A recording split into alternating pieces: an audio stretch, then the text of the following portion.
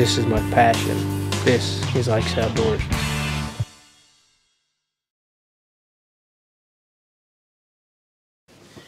Alright, so this is part 2 of our tuning video. In part 1, I centered my rest up, I eyeballed the center on it, I got my elevation set using my bow square, and using my square I actually went ahead and set my D-loop as well. And now I have a video out there that shows you exactly how to set this D-loop and how to tie this knot, so be sure to check it out. You can find it at in our tuning videos in our playlist for our tuning videos. First thing I'm going to do, or the next thing I'm going to do, is go ahead and tie this loop in. Like I said, I've got 2 marks here from where I set my bow square. I made 2 marks with a purple marker. This D-loop is brand new and the end of it's been cut. First thing I'm going to do is go ahead and get it melted down. Get a nice little mushroom going there on the end of that. Just because I like it to be a little neater. This is a BCY D-loop material. You can get this at BCY's website. You can get it at most pro shops. You can order it online. Once again, I'm going with pink because pink is the theme on this bow, and I like a highly visible D-loop color. I don't like black. I don't like camo because most of the time when I'm hooking up, it's in the dark, in the morning, in the evenings, and I want something that's going to show up just a little bit better. Pink, you don't have to go with pink, but blaze orange, white, something like that. So I'm going to go ahead and tie my D-loop on here, and this is a very simple knot. Like I said, we've got a video if you want to know how to tie this D-loop in. We'll show you exactly how to do it in this video, but it's a pretty simple knot. And the other video will show you the knot a little bit better than what I'm showing you here.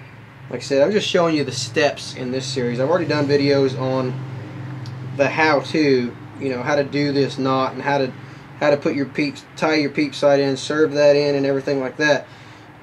So what I'm going to do is I've got my knot tied. Watch that other video and it'll show you how to tie this knot.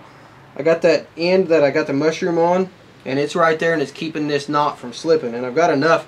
I don't ever cut mine into small sections because I want a little bit of on here. One, I waste some when I do that. I don't waste some when I use a bigger piece. But I can also grab a hold of it and pull it tight. So I'm going to go ahead and tie this peep sight in here, or tie this D-loop in here. And I'm going to show you a trick that I do when I tie this D-loop in. If you like a real small D-loop, some of this stuff stretches, and what you're going to end up having to do is end up having to tie it twice. So I've got that tied. I pulled as much slack out of it as I possibly can by hand. I'm just going to take a pair of needle nose pliers. I'm actually going to cut that, and I use the needle nose because it gives me a good frayed edge, and that frayed edge melts and gives me a mushroom, just a little bit better of a mushroom on there. So I'm going to take a lighter,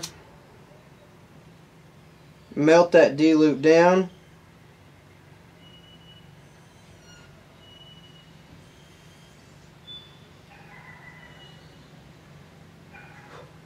and when it gets starts to cool off, I always give it just a little bit of touch with the bottom of my lighter, just for the simple fact of make that D-loop, or make that mushroom spread just a little bit better.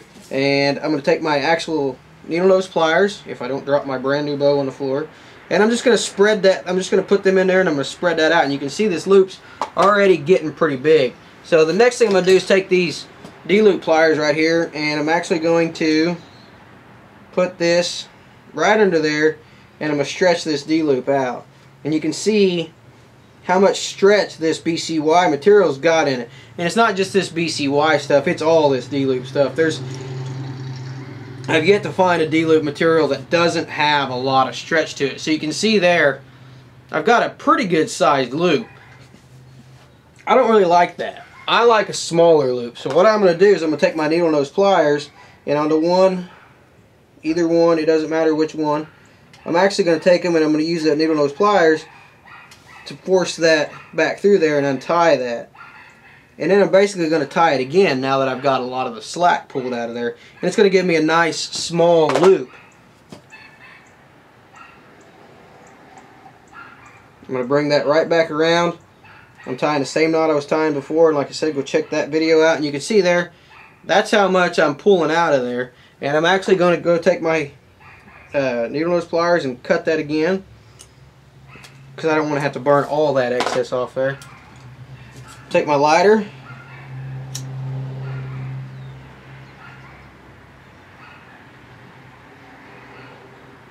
and get me a nice little mushroom on there. The same thing again. I'm going to let it cool for just a second, and then I'm going to touch it and just spread it out nice and good. Make a good wide pattern, that way it catches on there good. And you'll notice, see, on this one, it's quite a bit smaller already. So I'm going to take my needle nose pliers again and just force them in there and force that to open up a little bit.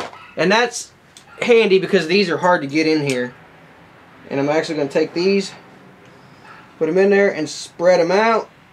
Open that up, and I've got all my slack out of there, and I've got that D-loop down to about half the size that it was. I'll put it down here a little bit so you can see it. So now I know I've got all my slack out of here, and I know that I've got all of my I've got it down small. I know it's not going to stretch. Everything's good and tight, and everything's going to be in place.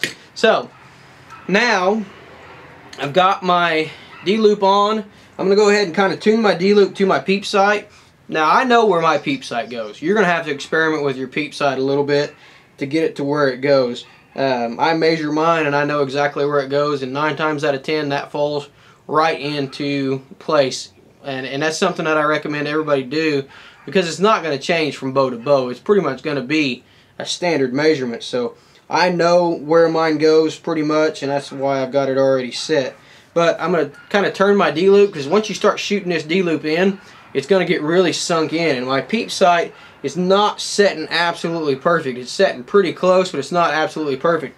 So instead, when my peep sight was setting perfect, I went ahead and I just grabbed a hold of the knots, and I've just twisted the knots a little bit. And you can see there it's setting off a little bit, and it's lined up really good with my peep now. So when I pull it, my peep sight pulls right over as well. So now what I'm going to do is I'm going to go ahead and put my stabilizer and my sight on. And my stabilizer and my sight, I'm using the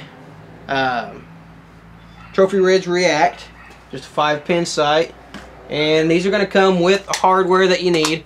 I've got extra hardware. I've just got a tackle box here that's full of hardware specifically for these bows. I'll grab a couple bolts here. But it's pretty simple. I mean, if you can tighten up a bolt, you can put your sight on. If I can figure out how to hold this thing. Okay, I'm going to put it down here. So what I'm going to do is I'm just going to take my sight and I'm going to put it on my bow just like this. I'm going to line the holes up and I'm going to put it on, tighten those screws with my fingers, and then I'm going to break out my Allen wrenches and tighten it up the rest of the way using my Allen wrenches. As far as the placement of these, you know, when you get these out of the box, I know for me that they go kind of to the bottom side because of the way I anchor. So I know from there, I kind of just start out with mine moved down a little bit. But the best thing to do when they come out of the box is I never really adjust them. When I get them straight out of the box, all I do pretty much is screw them onto the bow just like I'm doing now, which you can see.